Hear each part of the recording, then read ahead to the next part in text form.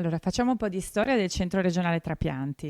Il Centro Regionale Trapianti è una istituzione che afferisce direttamente alla Regione del Veneto, alla Direzione Generale della Sanità del Veneto ed è stato formalmente costituito nel 99 dopo la promulgazione della legge 91 del 99 che costituiva tutta la rete del sistema trapianti nazionale. È una struttura con una operatività sulle 24 ore perché uno dei compiti principali di questa struttura è proprio il coordinamento delle donazioni di organi che, come sapete, si svolgono in qualsiasi momento del giorno e della notte, in qualsiasi giorno dell'anno. Spesso si dice il Veneto è molto generoso. È effettivamente così, anche per quanto riguarda la donazione? Il Veneto è molto generoso. Voi considerate che, per esempio, anche in quest'anno, che è stato un anno di difficoltà legato alla pandemia, la donazione degli organi nel Veneto sta andando molto bene, addirittura in questo momento con risultati migliori dello scorso anno. Quindi la generosità dei veneti nella donazione degli organi, dei tessuti e anche delle cellule si vede e si vede nonostante questi momenti di grande difficoltà un po' per tutti.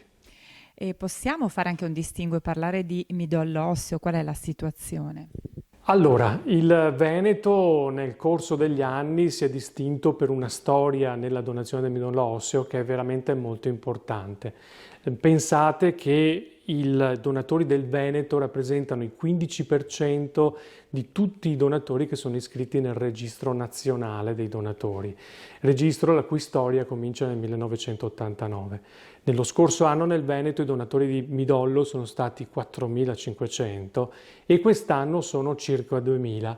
Qui sicuramente abbiamo sentito un po' una flessione che è legata ovviamente alla complessità del periodo, però rispetto anche ad altre situazioni nazionali sicuramente questo è un dato di tutto rispetto e credo che l'altro aspetto che tutte le persone devono sapere è che nonostante la pandemia la donazione delle cellule staminali non si è mai interrotta, cioè anche nei momenti più difficili del lockdown dei mesi scorsi chi ha voluto donare ha potuto donare perché le strutture erano recettive e questo credo che sia un risultato veramente molto importante e il figlio di una cultura, di una tradizione della donazione che sicuramente è molto diffusa nel Veneto e alla quale cultura ha sicuramente contribuito anche molto il lavoro di ADMO.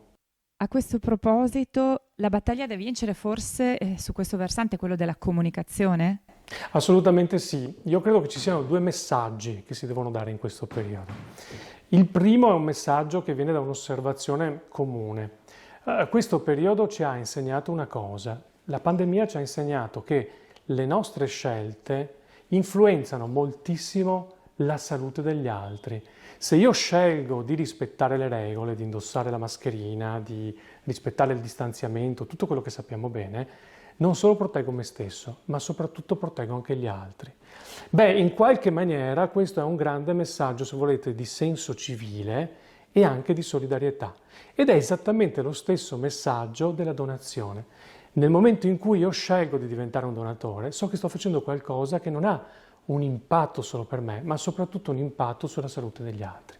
Quindi io credo che il messaggio che dobbiamo dare in questo momento è che scegliere di donare è una scelta innanzitutto di solidarietà, così come la scelta di vivere rispettando le regole contro la pandemia in questo momento.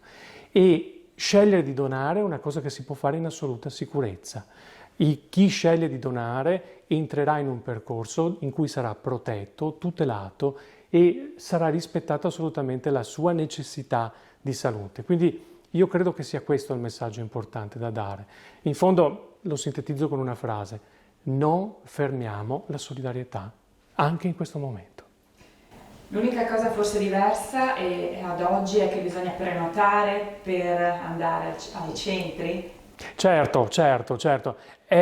Ma se lei ci pensa, dobbiamo prenotare anche quasi per andare al supermercato, no? Quindi in fondo non c'è una grande differenza, ma il valore di quello che stiamo facendo è enorme. Però io dico a chiunque intendesse, volesse donare, di affidarsi al supporto dei professionisti, al supporto delle associazioni di volontariato. C'è un piccolo sacrificio in più da fare, probabilmente, una maggiore complessità nell'organizzazione, ma viene ripagato dalla grandezza del gesto e verrà tutelato perché ci sia la massima sicurezza per chi sceglie di donare. Anche perché immagino le necessità in termini di numeri rimangano sempre le stesse. Eh sì, purtroppo sì. Come dicevamo, quest'anno siamo circa a 2.000 nuovi donatori, vi dicevo prima l'anno scorso sono stati 4.500, quindi una flessione c'è. Noi ci aspettiamo in proiezione di chiudere l'anno con una flessione intorno al 35-40% rispetto allo scorso anno, ma non dimenticate mai che a fronte di tutto questo continua a esserci un numero importante di persone che si ammala. La pandemia non ha cancellato il fatto che le altre persone si ammalino e noi di questo non dovremmo dimenticarci mai. Dietro le quinte, oltre all'aspetto sanitario, c'è anche tutto l'aspetto volontaristico, sia delle associazioni che dei donatori. Sì, sì, è importante ricordare che noi parliamo di tutto questo partendo da un presupposto, che c'è qualcuno che, come dicevo prima, ha fatto la famosa scelta e a questo qualcuno, che sono tutti coloro che fino adesso hanno scelto di donare, tutti coloro che intenderanno farlo, deve andare il nostro più grande ringraziamento, perché ovviamente tutto il mondo dei trapianti, sia del midollo che degli organi che dei tessuti, si basa su una premessa, si basa su quel senso di solidarietà che qualcuno di noi è in grado di far diventare così grande da far diventare un gesto concreto che è quello del dono. Quindi veramente a tutti coloro che hanno donato va il nostro più grande ringraziamento.